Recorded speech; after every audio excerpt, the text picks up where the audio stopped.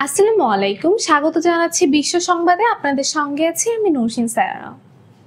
ভারত ও পাকিস্তানের মধ্যে ক্ষেপণাস্ত্র প্রতিযোগিতা নতুন মাত্রা পেয়েছে। সম্প্রতি ভারত সফলভাবে অগ্নি-5 ব্যালিস্টিক ক্ষেপণাস্ত্রের পরীক্ষা চালিয়েছে, যার পাল্লা 5000 কিলোমিটারও বেশি এবং এটি পারমাণবিক ও প্রচলিত উভয় ধরনের প্যালোড বহন করতে সক্ষম। বিশেষজ্ঞদের মতে এই পরীক্ষা পাকিস্তানের চেয়ে বরং চীনের উদ্দেশ্যে বেশি বার্তা বহন করছে।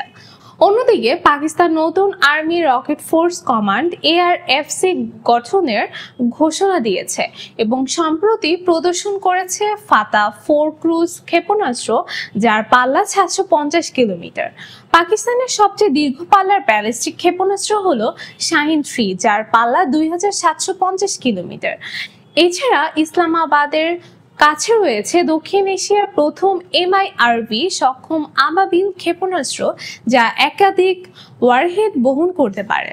বিশেষজ্ঞরা বলছেন ভারতের ক্ষেপণাস্ত্র কর্মসূচি চীনকে প্রধান হুমকি ধরে এগোচ্ছে এবং ভবিষ্যতে তাদের অগ্নি-6 ক্ষেপণাস্ত্র 10,000 কিমির বেশি পাল্লার হতে পারে। এছাড়া ভারত সাবমেরিন লঞ্চড ব্যালিস্টিক ক্ষেপণাস্ত্রের সক্ষমতা জোরদার করছে, যা আগামী দশকে 200 থেকে 300 পারমাণবিক ওয়ারহেড মোতায়েনের সুযোগ করে দেবে। অপরদিকে পাকিস্তানি ক্ষেপণাস্ত্র কর্মসূচি মূলত ভারত কেন্দ্রিক এবং প্রতিরক্ষামূলক বলে মনে করা হলেও কিছু বিশেষজ্ঞ মনে করেন ইসলামাবাদ ইসরায়েলকেও তার সম্ভাব্য লক্ষ্য হিসেবে বিবেচনা করছে। দুই প্রতিবেশী দেশের এ প্রতিযোগিতা শুধু দক্ষিণ এশিয়া নয়, গোটা অঞ্চলের নিরাপত্তা ভারসাম্যে বড় প্রভাব ফেলতে পারে বলে আশঙ্কা করা হচ্ছে। দক্ষিণ ক্যারিবীয় অঞ্চল ও এর আশেপাশের জলসীমায় মার্কিন নৌবাহিনীর যুদ্ধজাহাজ এবং সাবমেরিনের উপস্থিতি স্বাভাবিকের চেয়ে কয়েক গুণ বৃদ্ধি পেয়েছে। ওয়াশিংটনের ভাষ্য, এসব নৌযান ও সৈন্য লাতিন আমেরিকার মাদকচক্র ও অবৈধ অভিবাসন রাখতে মোতায়েন করা হয়েছে। তবে যুক্তরাষ্ট্র ও ভেনেজুয়েলার মধ্যে সামরিক উত্তেজনা তীব্র হওয়ার পাশাপাশি কারাকাসের অভিযোগ এটি তার সার্বভৌমত্বের উপরে হুমকি সৃষ্টি করছে। যুক্তরাষ্ট্রের কোস্টগার্ড ও নৌবাহিনীর 60টি যুদ্ধজাহাজ এবং একটি পারমাণবিক শক্তিচালিত আক্রমণাত্মক সাবমেরিন বর্তমানে এই অঞ্চলে অবস্থান করছে বা শীঘ্রই পৌঁছাবে। হোয়াইট হাউস জানিয়েছে মাদক প্রবাহ রুখতে মার্কিন শক্তির প্রতিটি উপকরণ ব্যবহার করা হবে এবং স্থানীয় কিছু ক্যারিবীয় দেশও এই উদ্যোগকে স্বাগত জানিয়েছে। অন্যদিকে ভেনেজুয়েলার প্রেসিডেন্ট নিকোলাস মাদুরো এর সামরিক উপস্থিতি থেকে কাইনেটিক অ্যাকশন হিসেবে উল্লেখ করে কঠোর নিন্দা জানিয়েছেন।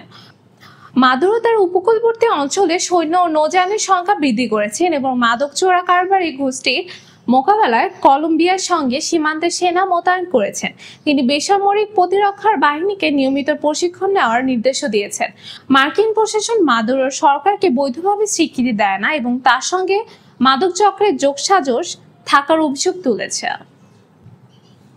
ইউক্রেনে রাশিয়া ক্ষেপণাস্ত্র ও ড্রোন দিয়ে ব্যাপক হামলা চালিয়েছে। রাজধানী কিয়েভে অন্তত 23 জন নিহত হয়েছে বলে খবর পাওয়া গেছে। হামলার লক্ষ্য ছিল প্রধানত আবাসিক এলাকা, ইউরোপীয় ইউনিয়ন ও ব্রিটিশ মিশন কাউন্সিলের কার্যালয় এবং বেসামরিক নাগরিক। এছাড়া হামলায় একটি তুর্কি প্রতিষ্ঠান এবং আজারবাইজান দূতাবাসও ক্ষতিগ্রস্ত হয়েছে। মার্কিন বিশেষ দূত সম্ভাব্য করেছেন এই হামলা প্রেসিডেন্ট ডোনাল্ড ট্রাম্পের শান্তি প্রচেষ্টাকে ব্যাহত করার উদ্দেশ্য হয়েছে। হোয়াইট হাউসের মুখপাত্র জানান, ট্রাম্প এই খবর শুনে অখুশি হলেও অবাক হননি। ইউক্রেনের প্রেসিডেন্ট ভলোদিমির জেলেনস্কি বলেন, এটি 2022 সালের ফেব্রুয়ারি থেকে রাশিয়ার দ্বিতীয় বৃহত্তম হামলা। তিনি নতুন করে রাশিয়ার ওপর কঠোর নিষেধাজ্ঞা আরোপের আহ্বান জানিয়েছেন। হামলার প্রতিবাদে ইউরোপীয় ইউনিয়ন এবং ব্রিটেন তাদের রাষ্ট্রদূতদের তলব করেছে। রাশিয়া বলেছে তাদের হামলায় সামরিক শিল্প, স্থাপনা এবং বিমান ঘাঁটিগুলো লক্ষ্যবস্তু ছিল এবং তারা এখনো শান্তি আলোচনা চালিয়ে যেতে আগ্রহী। তবে এই হামলা দুই দেশের মধ্যে চলমান উত্তেজনা ও সংঘাতের জটিলতা আরো বৃদ্ধি করেছে। ভারতের বিরুদ্ধে ভয়াবহ অভিযোগ তুলেছেন রোহিঙ্গা শরণার্থীরা। দিল্লি থেকে আটক করে নৌবাহিনীর জাহাজে তুলে সমুদ্রে ফেলে দেওয়া হয়েছে এবং এমন দাবি করেছেন কমপক্ষে 40 জন রোহিঙ্গা। তারা জানাচ্ছেন আটক করার পর চোখ মুখ বেঁধে বন্দির মতো আচরণ করা হয় এবং কয়েকজনকে মারধরও করা হয়। পরে আন্দামান সাগরে ফেলে দেওয়া হলেও লাইফ জ্যাকেট দেওয়া হয়েছিল। সাঁতরে তীরে উঠে তারা এখন মিয়ানমারের ভয়াবহ গৃহযুদ্ধের মধ্যে অনিশ্চিত ভবিষ্যতের মুখোমুখি। জাতিসংঘের বিশেষ প্রতিবেদক টমাস অ্যান্ড্রুস বলেছেন, এসব ঘটনার প্রমাণ তার কাছে রয়েছে এবং ভারতের কাছে ব্যাখ্যা চাওয়া হলেও কোনো সাড়া পাওয়া যায়নি। জাতিসংঘ অভিযোগ করেছে, এভাবে রোহিঙ্গাদের সমুদ্রে ফেলে দিয়ে ভারত তাদের জীবনকে চরম ঝুঁকিতে ফেলেছে। 2017 সালে মিয়ানমারে সেনা অভিযানের পর লাখো রোহিঙ্গা বাংলাদেশে আশ্রয় নেয়। বর্তমানে বাংলাদেশের রোহিঙ্গা সংখ্যা 10 লাখের বেশি। ভারতে আনুষ্ঠানিকভাবে রোহিঙ্গাদের শরণার্থী মর্যাদা দেওয়া হয়নি, বরং অবৈধ অভিবাসী হিসেবে চিহ্নিত করা হয়েছে। হিউম্যান রাইটস ওয়াচের হিসাব মতে ভারতে অন্তত 40,000 রোহিঙ্গা বাস করছে। এই ঘটনায় আতঙ্কে আছেন ভারতে থাকা রোহিঙ্গারা। অনেকে গা ঢাকা দিয়েছেন, কেউ ঘর থেকে বের হতেও ভয় পাচ্ছেন। দিল্লির রোহিঙ্গা যুবক নুরুল আমিন ক্ষোভ প্রকাশ করে বলেন, মানুষকে কিভাবে এভাবে সমুদ্রে ফেলে দেওয়া যায়? মানবতা পৃথিবীতে বেঁচে আছে, কিন্তু ভারতের সরকারের মধ্যে কোনো মানবতা আমি দেখিনি। বর্তমানে বিষয়টি ভারতের সুপ্রিম কোর্টে বিচারাধীন। আগামী 29 সেপ্টেম্বর শুনানিতে নির্ধারিত হবে রোহিঙ্গারা আসলেই শরণার্থী নাকি অবৈধ অভিবাসী এবং তাদের জোর করে ফেরত পাঠানো যাবে কিনা। ইরানে পরমাণু কর্মসূচি নিয়ে দীর্ঘদিনের আলোচনায় কোনো অগ্রগতি না হয় 3 ইউরোপীয় দেশ জার্মানি, ফ্রান্স ও যুক্তরাজ্য আবারও তেহরানের উপর নিষেধাজ্ঞা আরোপের উদ্যোগ নিয়েছে। তারা অভিযোগ করছে, 2015 সালে joint comprehensive plan of action JCPOA চুক্তি লঙ্ঘন করেছে ইরান ও ইচ্ছাকৃতভাবে প্রতিশ্রুতিগুলো মানছে না। জাতিসংঘের নিরাপত্তা পরিষদে পাঠানো এক যৌথ চিঠিতে 3 দেশের পররাষ্ট্রমন্ত্রীরা 2019 সাল থেকে ইরান ধারাবাহিকভাবে শর্ত ভঙ্গ করছে। চুক্তির মাধ্যমে ইরান প্রতিশ্রুতি দিয়েছিল যে তারা তাদের পরমাণু কর্মসূচি সীমিত করবে আর এর বিনিময়ে আন্তর্জাতিক নিষেধাজ্ঞা প্রত্যাহার হবে। কিন্তু তেহরানের বিরুদ্ধে অভিযোগ, তারা কেবল শর্ত ভঙ্গই করেনি, বরং এমন কার্যক্রম চালাচ্ছে যা একটি গোপন অস্ত্র কর্মসূচির ইঙ্গিত দেয়। অন্যদিকে ইরানের পররাষ্ট্রমন্ত্রী আব্বাস আরাকচি এই সিদ্ধান্তকে অযৌক্তিক, অবৈধ ও আইনি ভিত্তিহীন বলে প্রত্যাখ্যান করেছেন। তিনি সতর্ক করেছেন, তেহরান জাতীয় স্বার্থ রক্ষায় উপযুক্ত জবাব দেবে এবং আশা প্রকাশ করেছেন যে ইউরোপীয় দেশগুলো ভুল পদক্ষেপ থেকে সরে আসবে। বিশ্লেষকদের মতে ইউরোপীয় দেশগুলোর এই অবস্থান ইরানের সঙ্গে পশ্চিমাদের সম্পর্ককে আরো জটিল করে তুলবে। বিশেষ করে অক্টোবর থেকে জাতিসংঘের নিষেধাজ্ঞা ফের কার্যকর হলে তেহরানের অর্থনীতি আরো চাপে পড়বে। বিদেশি পেশাজীবী ও বিনিয়োগকারীদের জন্য স্থায়ী বসবাসের নতুন সুযোগ দিচ্ছে সৌদি আরব। সৌদি গ্রিন কার্ড নামে পরিচিত এই রেসিডেন্সি প্রোগ্রামের আওতায় কোনো স্থানীয় স্পন্সর ও কফিল ছাড়াই দেশটিতে বসবাস, কাজ এবং ব্যবসা করার সুযোগ মিলবে।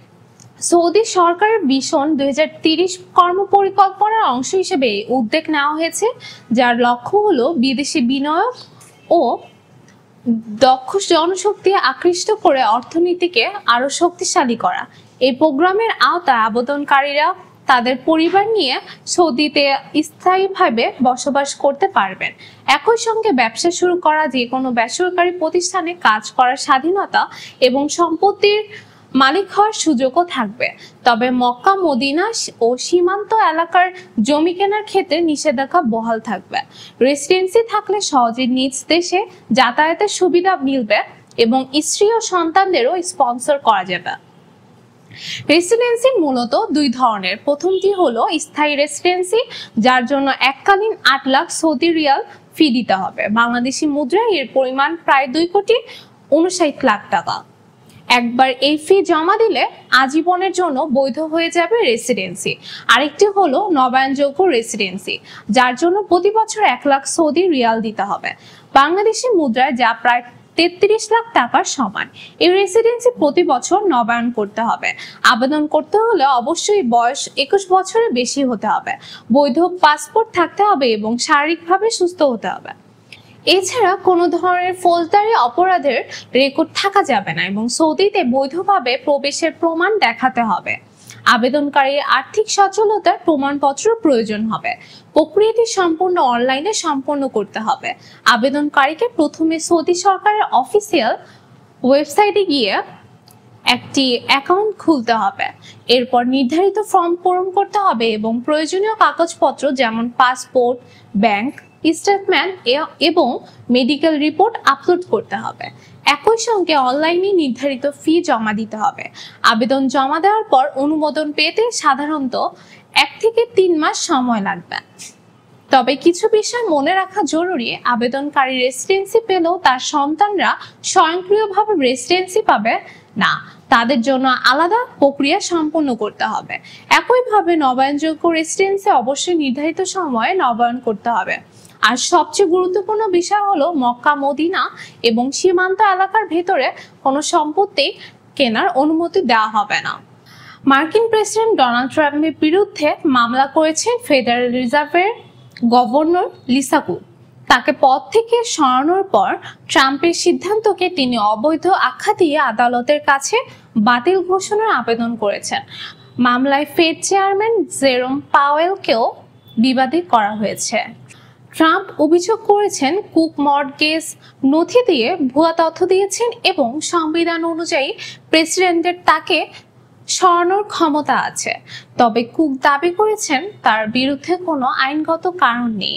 বিশেষজ্ঞরা বলেছেন এই মামলা ফেডের স্বাধীনতা নিয়ে বড় ধরনের প্রশ্ন তুলবে এবং শেষ পর্যন্ত সুপ্রিম কোর্ট পর্যন্ত গড়াতে পারে। বিশ্ব সংবাদ আজ এখানেই শেষ করছি। আপডেট সংবাদ পেতে সাবস্ক্রাইব করুন বিডি আউটলুক।